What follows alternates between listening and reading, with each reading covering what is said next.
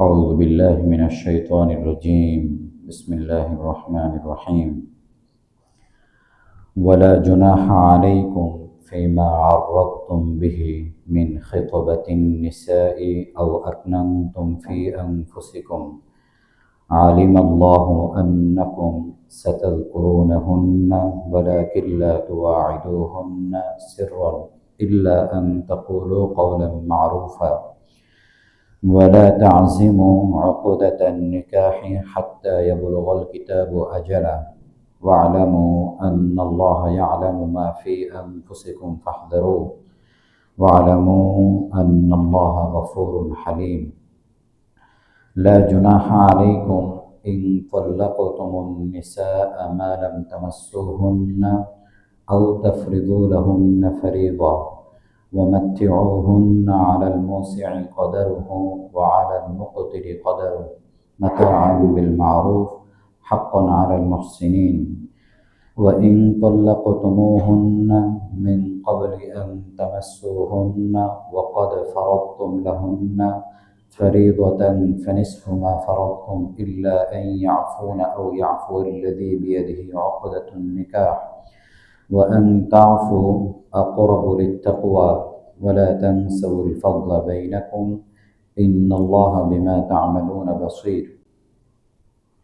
আল্লাহ তাআলা ইরশাদ করছেন, যখন তোমাদের নারীরা ইদ্যত পালন করে, ইদ্যত পালনকালীন সময়ে তোমরা যদি ইশারায়, ইঙ্গিতে অথবা তোমাদের অন্তরে যা গোপন রেখেছ তা তাদের সাথে প্রকাশ করো, তাতে তোমাদের কোনো অপরাধ নেই।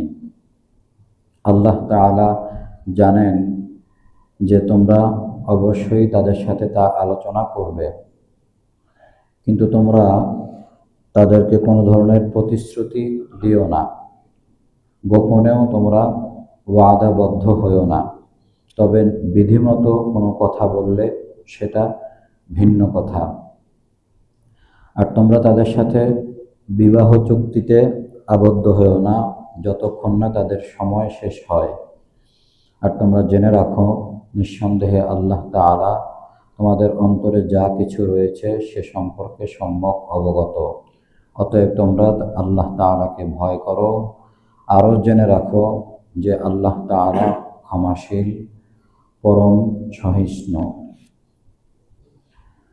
তোমরা যদি তোমাদের নারীদেরকে তাদেরকে স্পর্শ করার পূর্বে এবং তাদের মোহর নির্ধারণের পূর্বে তালাক দিয়ে দাও, তাতে তোমাদের কোনো পাপ নেই। তবে তোমরা তাদেরকে কিছুটা উপহার দিয়ে দিও। ধনীদের উপরে তাদের ধনাঢ্যতা হিসেবে, দরিদ্রদের উপরে তাদের দারিদ্রতা হিসেবে বর্তাবে।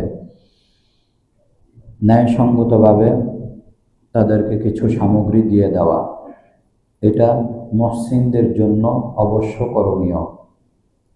আর যদি তোমরা তাদেরকে স্পর্শ করার পূর্বে তালাক দিয়ে দাও, এমত অবস্থায় যে তোমরা মোহরানা নির্ধারণ করনি, তোমরা মোহরানা নির্ধারণ করেছ, তাহলে তোমরা যা নির্ধারণ করেছ তার অর্ধেক তোমাদের উপরে বর্তাবে।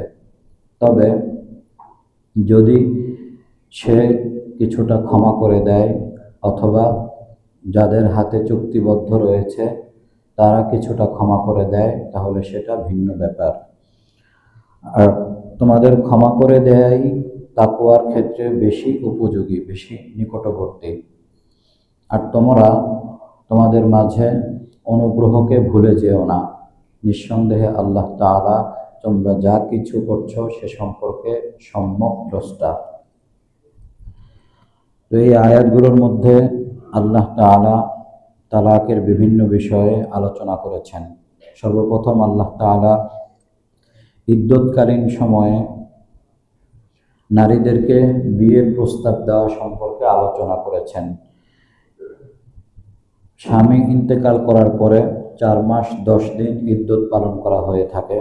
সেই সময়ে হোক অথবা তালাকে বায়েন বা তালাকে মুগাল্লাজা অথবা 3 তালাক দেওয়ার পরে যে বিচ্ছেদ হওয়ার ইদ্যত পালন করা হয়ে থাকে, 3 অপবিত্রতার সময় অথবা গর্ভকালীন সন্তান থাকার কারণে গর্ভ খালাস হওয়া পর্যন্ত এই সময় এই সময়ের মধ্যে যদি কোনো পুরুষ কোনো ইদ্যত ইদ্যত পালনকারী নারীকে বিয়ের প্রস্তাব দেয় অথবা সরাসরিভাবে কোনো বিষয়ে বিয়ের ব্যাপারে ওয়াদাবদ্ধ হয়, তাহলে সেটা তার জন্য গুনাহের কাজ হবে, এটা বৈধ নয়।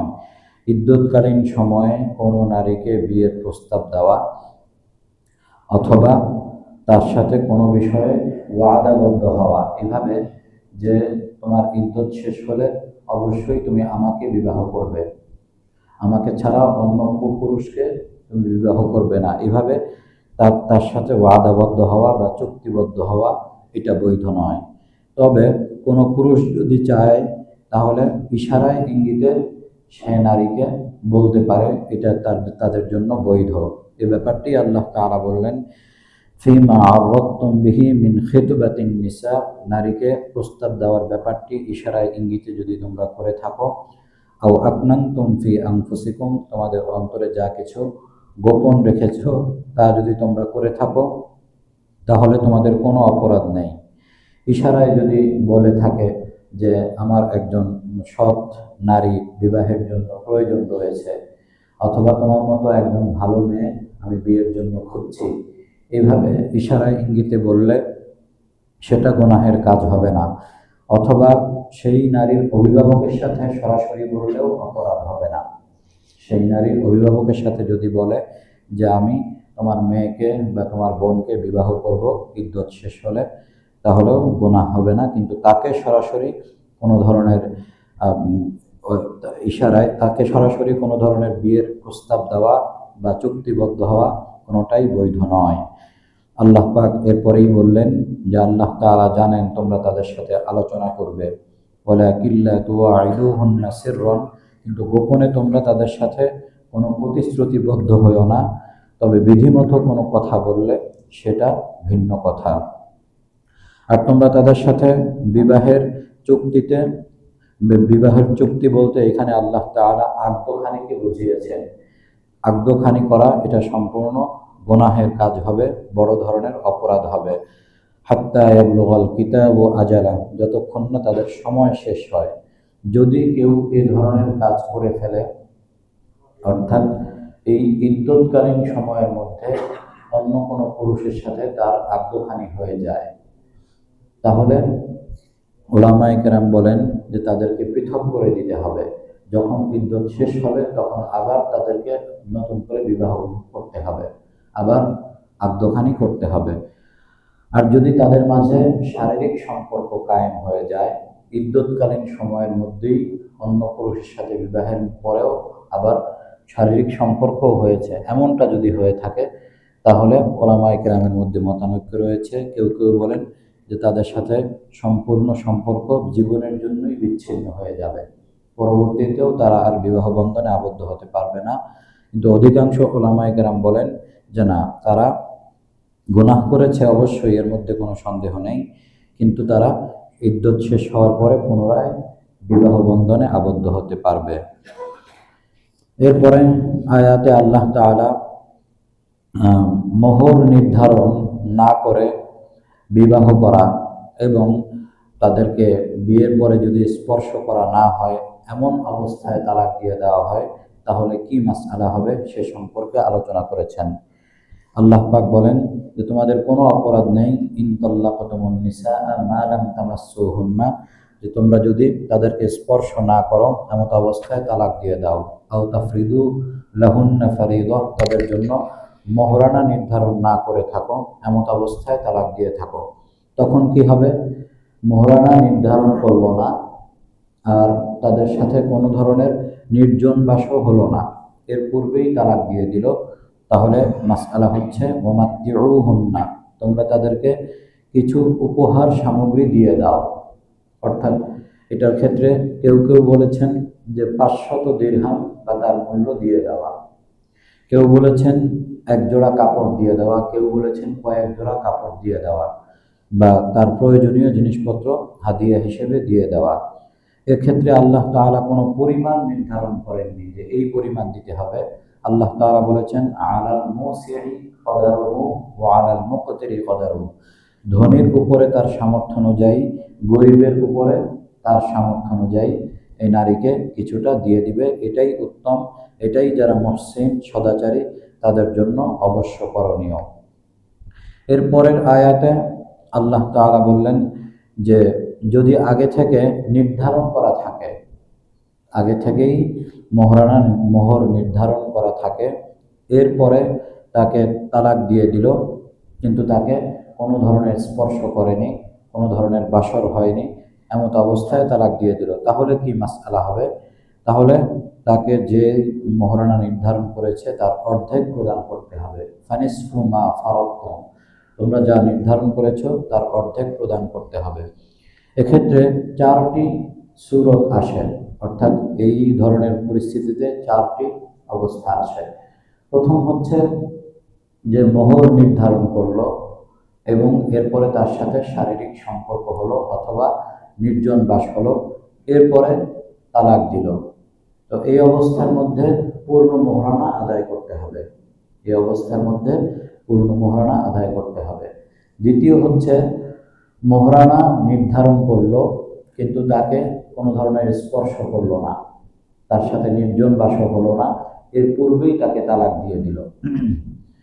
নির্জন বাসের বিষয়টিও ব্যাখ্যা করেছেন মুফাসসিরিনে কেরাম যে নির্জন বাস হওয়ার পরে যদি কেউ এই কথা বলে তার সাথে আমার কোনো শারীরিক সম্পর্ক হয়নি, কিন্তু তারপরেও তাকে পূর্ণ মোহরানা আদায় করতে হবে, কারণ সে তো নিজেকে পেশ করেছিল, এই কারণে পূর্ণ মোহরানা আদায় করতে হবে। অর্থাৎ তার সাথে শারীরিক সম্পর্ক যদি নাও হয়ে থাকে, তার সাথে বাসর হয়ে থাকে, তাহলেও পূর্ণ মোহরানা আদায় করতে হবে। তো তাহলে যদি কেউ দ্বিতীয় সূরত বা দ্বিতীয় অবস্থা হচ্ছে যে কেউ মোহরানা নির্ধারণ করলো, নির্ধারণ করার পরে তাকে স্পর্শ করলো না অথবা নির্জন বাস হলো না, তার আগে তালাক দিয়ে দিল, এমত অবস্থায় তার অর্ধেক মোহরানা আদায় করতে হবে, এমত অবস্থায় অর্ধেক মোহরানা আদায় করতে হবে। তৃতীয় সূরত হচ্ছে আগে থেকে কোনো মোহরানা নির্ধারণ করেনি, এরপরে বিবাহ করলো, বিবাহ করার পরে তাকে স্পর্শ করা বা নির্জন বাসের পূর্বেই তাকে তালাক দিয়ে দিল, এমত অবস্থায় তাকে কিছুই দিতে হবে না, শুধুমাত্র তাকে কিছু উপহার সামগ্রী প্রদান করা, সেটা ধনীর অবস্থা হিসেবে, গরিবের অবস্থা হিসেবে। চতুর্থ অবস্থা হচ্ছে যে তার কোনো মোহরানা নির্ধারণ করে নাই, তাকে বিবাহ করেছে, এরপরে তার সাথে নির্জন বাসও হয়েছে, তো তখন কি করবে? তখন মোহরে মিছিল আসবে, অর্থাৎ মোহরে মিছিলকে বলা হয়ে থাকে তার ফুফাতো বোন, চাচাতো বোন যারা রয়েছে তাদের কি ধরনের মোহরানা হয়েছে সেই মোহরানা হিসেবে তাকে মোহরানা প্রদান করতে হবে। যদি মোহরানা পূর্ব থেকে নির্ধারণ না করে থাকে এবং বিয়ের পরে তার সাথে শারীরিক সম্পর্ক অথবা নির্জন বাস হয়ে থাকে, তাহলে তাকে মোহরে মিছিল আদায় করতে হবে। যেহেতু নির্ধারণই করে নাই, তাহলে কি মোহর আদায় করবে? মোহরে মিছিল বলা হয়ে থাকে যে নারীকে বিবাহ করা হয়েছে সেই নারীর আত্মীয় স্বজন যারা রয়েছে, তার ফুফাতো বোন, তার চাচাতো বোন, তাদের যে ধরনের মোহরানা ছিল, তাদের বংশে যে ধরনের মোহরানা সাধারণত হয়ে থাকে, এই ধরনের আশেপাশে মোহরানা নির্ধারণ করবে। এই 4টি অবস্থার কোনো একটি অবস্থা হবে। তো এরপরে আল্লাহ তাআলা বলছেন যে যদি তোমরা এই ধরনের বিবাহ করে থাকো যে তোমরা মোহরানা নির্ধারণ করেছো, মোহরানা নির্ধারণ করার পরে এরপরে তোমরা তালাক দিয়ে দিয়েছো, অথচ তোমরা নির্জন বাস করনি, স্পর্শ করনি, তাহলে তো অর্ধেক মোহর আসবে, অর্ধেক মোহর আদায় করতে হবে তালাক দিয়ে দিলে। তো এক্ষেত্রে আল্লাহ তাআলা বলেন ইল্লা আইয়াফুনা আও ইয়াফু আল্লাযী বিয়াদিহি উকদাতুন নিকাহ, যদি সে নারী ক্ষমা করে দেয় তাহলে সেটা ভিন্ন কথা, অর্থাৎ সে নারী বললো ঠিক আছে আমাকে অর্ধেক মোহরানাও দিতে হবে না, অথবা আও ইয়াফু আল্লাযী বিয়াদিহি উকদাতুন নিকাহ, যাদের কাছে বিয়ের এই বন্ধনটি রয়েছে যাদের হাতে, তারা যদি ক্ষমা করে দেয়। কাদের হাতে রয়েছে? স্বামীর হাতে রয়েছে, স্বামীর হাতে বিয়ের বন্ধন রয়েছে, সেও ইচ্ছে করলে ক্ষমা করতে পারে। তো এখানে সে কিভাবে ক্ষমা করবে? মহারানা সে আদায় করছে, এ অর্ধেক মহারানা তার উপরে আসছে, সে কিভাবে ক্ষমা করবে? এক্ষেত্রে মুফাসসিরিনে কেরাম উল্লেখ করেছেন তার ক্ষমা করার বিষয়টি হচ্ছে সে পূর্ণ মহারানা আদায় করে দিবে। অর্থাৎ পূর্বেকার সময়ে এমন ছিল যে মহারানা তারা নির্ধারণ করার পরে মহারানা পুরোটাই আদায় করে দিত।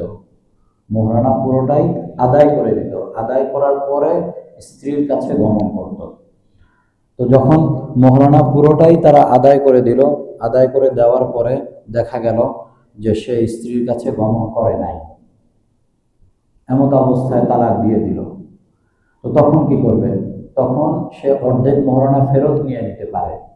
তো যদি এই স্বামী অর্ধেক মহারানা ফেরত না নিয়ে পুরোটাই তাকে দিয়ে দেয়, বলে ঠিক আছে তোমাকে যেটা দিয়েছি সেটা আমি আর কিছুই ফেরত নিব না, তুমি তো অর্ধেক মহারানা পাচ্ছ শরীয়তের দৃষ্টিকোণ থেকে, বাকি অর্ধেক আমাকে দেওয়া লাগবে না, ওটা তোমাকে মাফ করে দিলাম। তাহলে স্ত্রীও মাফ করতে পারে যে আমাকে কিছুই দিতে হবে না, স্বামীও স্ত্রীকে মাফ করে দিতে পারে যে পুরোটাই তোমাকে নির্ধারিত পুরো মহারানাই তোমাকে আমি দিয়ে দিব। এরপর আল্লাহ তাআলা বলছেন ওয়া আন তা'ফু আকরাবু লিত-তাকওয়া, যদি তোমরা ক্ষমা করে করো তাহলে এটাই তাকওয়ার বেশি নিকটবর্তী বিষয় হবে। ওয়ালা তানসাউল ফাদলা বাইনাকুম, তোমাদের মাঝে অনুগ্রহের বিষয়টি তোমরা ভুলে যেও না। প্রত্যেকেই প্রত্যেককে অনুগ্রহের সাথে বিষয়গুলোকে দেখবে। এমনটা নয় যে তালাক দিয়ে দিয়েছি এখন আর কোনো বিষয় নেই, কোনো দায়িত্ব নেই, বিষয়গুলো এমন নয়।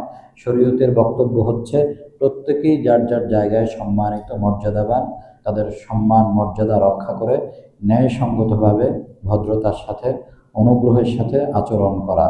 ইন্নাল্লাহা বিমা তা'মালুনা বাসীর, নিঃসন্দেহে আল্লাহ তাআলা তোমরা যা কিছু করছো সে সম্পর্কে সম্যক দ্রষ্টা। আল্লাহ পাক আমাদের সকলকে